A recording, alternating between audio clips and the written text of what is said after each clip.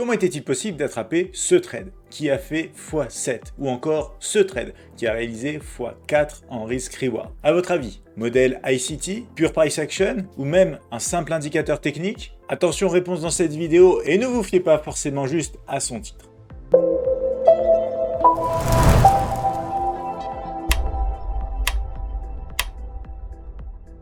On continue ces vidéos SMC et ICT, notamment ici avec l'un des modèles les plus connus de ICT, le Breaker Block.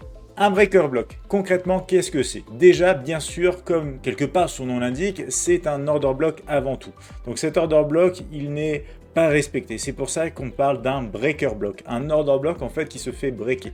On casse par le haut, on casse par le bas et on revient sur un test, c'est du breaker block. Changement de support à résistance ou de résistance à support, et également on peut appeler ça des zones supply and demand. Finalement, un breaker block, c'est un order block qui n'a pas fonctionné. On me demande souvent où trouver les order blocks, les breaker blocks, etc. Il faut savoir que c'est présent sur tous les marchés, sur toutes les unités de temps. La grande différence et la règle générale une fois de plus ici, c'est plus vous irez sur des grandes unités de temps, moins vous aurez entre guillemets de faux signaux, mais aussi bien évidemment vous pouvez rentrer sur des plus petits time frames, mais il faut de plus en plus mettre en contexte votre marché. Donc c'est pour ça que dans les précédentes vidéos, structure, tendance SMC, etc., on a parlé de ces contextes aussi supérieurs. Vous avez le lien qui apparaît juste ici. Mais on va aussi parler des breaker blocks les plus pertinents. Comment les distinguer? Il nous faut tout simplement une certaine mise en contexte. Il nous faut suivre la tendance de marché, bien évidemment. Je vous fais référence une fois plus à la structure dans la vidéo précédente.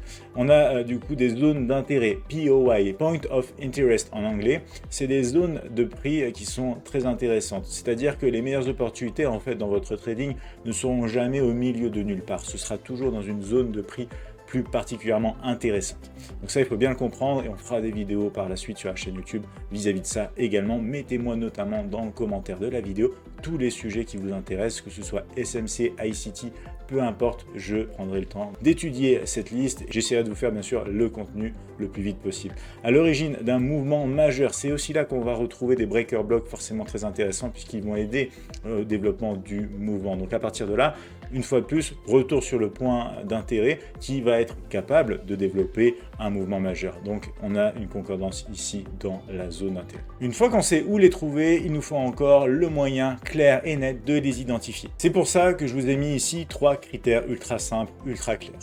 Bien évidemment, il nous faut identifier tout d'abord un order block. Donc l'order block qui sera justement pas respecté. Donc ça on peut le voir. On n'a pas besoin d'avoir peur, le FOMO, de la peur de rater le mouvement. On va voir tranquillement que l'order block est respecté ou non. Et à partir de là, on saura s'il peut devenir un breaker block intéressant. Donc deuxième critère, le boss, break of structure. Je vous ai fait une vidéo là-dessus justement avec le troisième élément nécessaire pour identifier un breaker block de qualité, le CHOC, Change of Character. Un concept qui va aussi comprendre bien évidemment ici du FVG, Fair Value Gap ou encore appelé Imbalance. Alors sans perdre de temps, on va passer directement sur les graphiques. Je vais vous montrer comment trader les breaker blocks avec deux exemples de trades expliqués pour tout savoir sur comment utiliser les breaker blocks en Forex, bourse, crypto, peu importe les graphiques.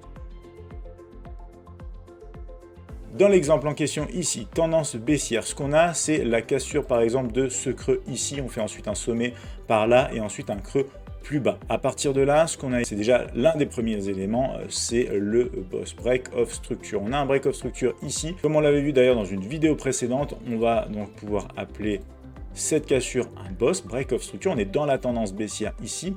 Juste après, qu'est-ce qu'on a? On va avoir la cassure du dernier sommet. À partir de là, on part sur un choc, change of character justement. Donc ça, c'est les deux premières étapes tout simplement pour vous attendre ensuite à un breaker block. Une fois que vous avez ce boss ici, une fois que vous avez ce choc par là, on est par exemple ici, vous vous attendez déjà à l'avance en fait à voir pourquoi pas un retest de cette zone qui va, cette zone comprendre bien évidemment le breaker block possible. Pourquoi? Parce que ici on aura très certainement ici comme ça par exemple un order block qui a permis du coup ensuite bien sûr la cassure donc de break of structure et la poursuite par le bas, la cassure du creux, et du coup cet order block ici, si je l'étends, et bien ça va jouer tout simplement rôle à la fois résistance ou supply, peu importe le nom que vous voulez lui donner, eh bien ça va changer de dénomination puisqu'on va passer d'une zone ici résistance à une zone support. Ça correspond à l'order block et du coup c'est un order block qui n'est pas respecté, c'est un order block qui est breaké. Il change d'ADN, si on peut dire ça comme ça, pour redevenir plutôt support alors qu'il était et qui jouait rôle de résistance. Donc à partir de là, le breaker block, il va se situer ici. Mais vous allez voir, il y a des critères sur lesquels on peut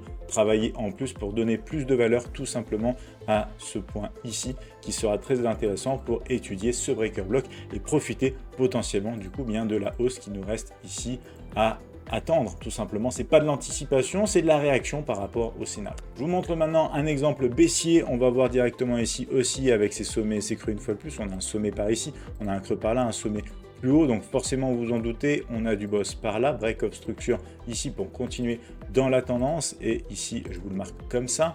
Ensuite, qu'est-ce qui se passe? On vient casser ce creux pour changer la tendance, changer en fait la théorie de taux, donc là on parle plutôt du choc, comme on a vu dans la vidéo choc boss aussi.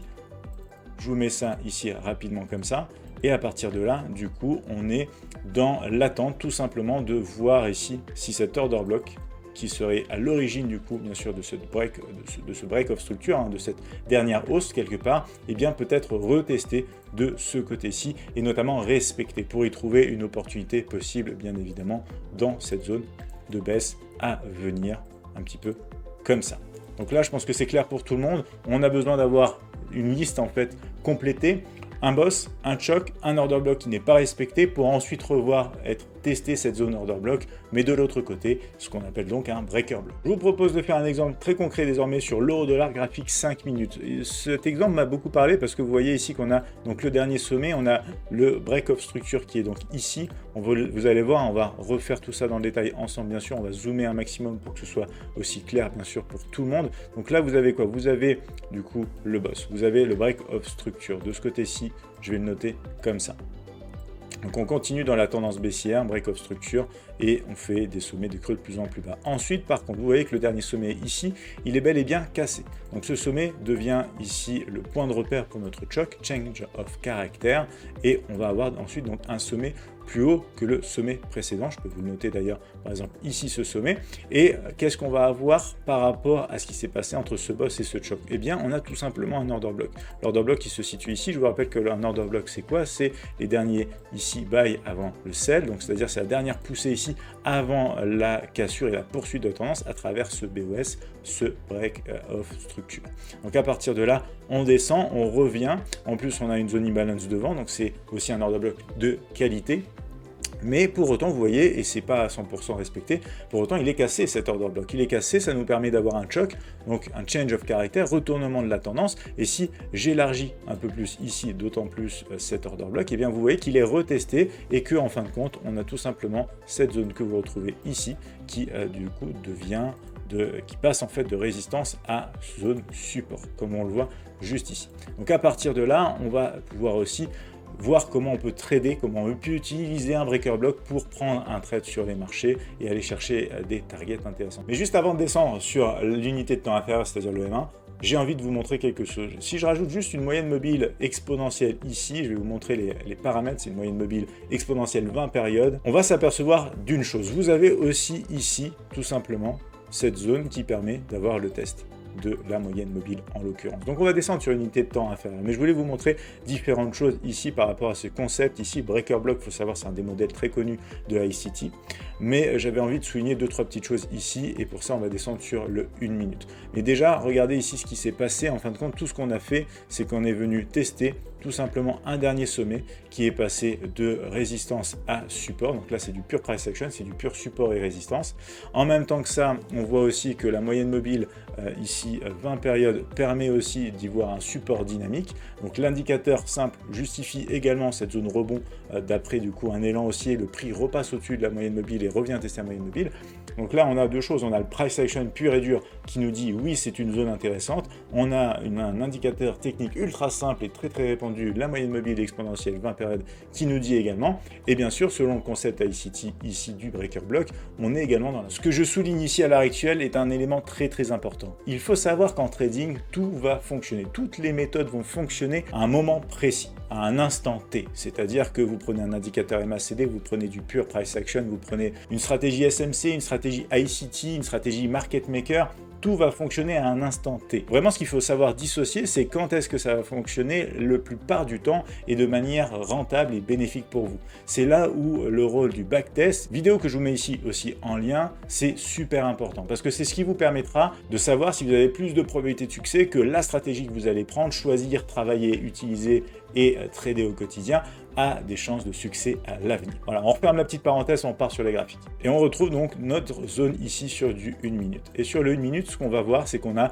le prix qui revient. Donc là, clairement, par exemple, si on reste sur une utilisation très basique d'une moyenne mobile, vous voyez que le prix vient clôturer ici au-dessus de la moyenne mobile. Boum, ça peut être l'opportunité de profiter tout simplement du mouvement en l'occurrence. Et à partir de là, je vais vous chercher hop, ici le point d'entrée qui est là, le stop loss juste derrière la zone et on peut targeter des ratios ici du 4, du 5, peu importe, où vous pouvez aller voir bien sûr la structure précédente aussi qui était très intéressante à étudier. Donc là, c'était vraiment pour souligner que vous pouvez avoir vraiment différentes choses. Après, bien évidemment, on peut aussi aller étudier qu'est-ce qui s'est passé un peu plus dans la zone et est-ce qu'on a eu d'autres éléments intéressants. On a bien sûr ici, par exemple, je vous montre ça rapidement, de la prise de liquidité par là. Pareil, hein, la vidéo la liquidité est dans la playlist que j'ai mis dans le descriptif de la vidéo. Ce qu'on a eu aussi récemment ici, c'est du coup un order block et juste au-dessus de cet order block, pour rester vraiment plus dans les concepts ICT directement, vous voyez qu'on a le test de cette zone imbalance qui était restée intacte et qui nous permet aussi d'y voir une réaction. Donc pareil, en formation de bougie, pure price action, des opportunités qui auraient donné encore beaucoup plus de ratio que l'exemple avec la moyenne mobile. Mais voilà l'idée ici que je voulais vous partager vis-à-vis notamment de cette stratégie breaker block, mais au sens le plus large aussi du fonctionnement des marchés. Et en fin de compte, quand vous avez une bonne zone identifiée, il y a plein de techniques à l'intérieur de la zone qui peuvent vous permettre de tirer votre épingle du jeu. On part maintenant sur le GBP-USD. GBP-USD, je vais vous montrer ici un endroit très intéressant également. On va repartir du creux, sommet, creux ici et sommet. Donc là, pareil, on a en fait le break of structure. Et restez jusqu'à la fin de la vidéo, puisque je vais ici dans cet exemple baissier vous expliquer encore 2-3 petites choses vraiment intéressantes. Donc le break of structure, il est là. Et ensuite, on a le choc, puisqu'on va casser de l'autre côté vraiment ce creux ici aussi. Vous voyez ? Hop, je vais vous mettre en choc ici, tout simplement, tout de suite. Donc à partir de là, les choses se mettent en place. Les choses se mettent en place, on a un break of structure qui en fait, ici, nous permet de faire quoi dans ce principe vraiment du breaker block et dans le concept donc, vraiment d'ICT. C'est tout simplement une prise de liquidité aussi. C'est-à-dire que tout ce qui va se trouver au-dessus de ces sommets-là vont nous permettre en fait de prendre de la liquidité, vont permettre aux gros capitaux en fait d'aller prendre une certaine liquidité au-dessus de ces sommets-là pour mieux ensuite engendrer et faire ce choc, ce change of character, ce changement de tendance par le bas. Donc à partir de là, l'order block, il est identifié où? Pour ma part, il va être identifié ici, l'order block en question, le dernier sell vraiment avant le buy qui va permettre aussi la cassure de structure. Pourquoi? Parce qu'on va en fait avoir un petit peu de correction, on va avoir de l'imbalance et ensuite ça va nous permettre de casser le sommet précédent pour faire ce fameux break of structure. Donc là, quand on regarde ça comme ça, on a tout ça qui se met en place. Il faut bien comprendre que le BOS de ce côté-ci, ça va vraiment du coup être important pour cette prise de liquidité qui donnera plus de fuel en fait quelque part pour repartir plus loin, plus bas dans l'autre sens. Donc à partir de là, vous voyez, en étant tout simplement cet order block qui n'est pas respecté, ça devient un breaker block tout simplement de l'autre côté. Il est cassé par le haut, il est cassé par le bas. Alors là c'est discutable, on peut dire oui qu'il n'est plus valide parce qu'il a été travaillé, qu'on est déjà reparti. À ce moment-là on peut regarder l'order block qui est encore en dessous. Ça c'est bien évidemment ensuite des règles qu'on peut mettre en place. Vous voyez qu'on travaille de toute façon les deux. Donc ici, je suis resté sur le plus profond pour cet exemple ici. Et à partir de là, ce qui est très intéressant d'étudier, c'est bien sûr le retest du fameux breaker block. Regardez, si je rajoute justement cette même moyenne mobile ici, on va avoir quoi? On va avoir un test de la moyenne mobile qui correspond avec ce test du breaker block. Si on pense plus en termes de supply and demand et juste de zone support-résistance, là pour le coup, c'est vrai qu'on ira moins voir ce qui se passe dans cette zone ici et beaucoup plus ce qui se passe par rapport à cette zone donc de support qui est cassée, par exemple zone supply comme ça, qui est cassée de manière nettement plus profonde. Donc si on veut rajouter aussi du qualitatif, on peut rajouter du coup une zone imbalance également ici, comme ça, qui est pas mal travaillé, qui est même un peu piégé, pour aller chercher cet order block. Donc ça, c'est différentes variantes aussi. Si je descends maintenant sur du 1 minute, on va aller voir ce qui s'est passé par rapport à cet exemple, tout de suite, dans le détail. Et pareil, on va voir que quand on touche ici la zone, bien, on revient On peut clôturer en dessous, du coup, avec la moyenne mobile pour une opportunité directement sur la moyenne mobile. On peut avoir une réaction bougie aussi, bien évidemment. On peut regarder s'il y a du coup d'autres éléments techniques, etc. Puisqu'une fois de plus, le price action, indicateur technique ou encore les concepts ICT qui peuvent nous permettre de nous dire oui, on a testé ici, alors je peux placer directement un ordre en attente, tout simplement de vente qui va se présenter comme ça, avec au-dessus du breaker block ou au-dessus du dernier sommet si je veux être un peu plus protégé. Et je peux aller targeter par exemple le creux qui va être celui-ci, qui sera l'équivalent du coup du creux 15 minutes. Et là, on a des ratios juste énormes, bien évidemment. Alors, différentes techniques d'intervention, on verra aussi ça dans les vidéos directement stratégie, bien sûr, par rapport à ICT et par rapport au SMC concept. Mais voilà ici comment on peut employer, utiliser et surtout aussi, bien sûr, identifier des breaker blocks en forex, en bourse, en crypto, peu importe le marché, ça fonctionne de la même manière. J'espère une fois de plus que cette vidéo vous a plu. Je vous laisse ici d'autres vidéos ICT et SMC très intéressantes que vous pourrez checker, regarder. Mettez-moi en commentaire si vous avez la moindre question. Mettez-moi en commentaire les prochains sujets que vous voulez voir être publiés sur la chaîne YouTube Admirals. Et je vous dis à très vite dans un prochain tuto.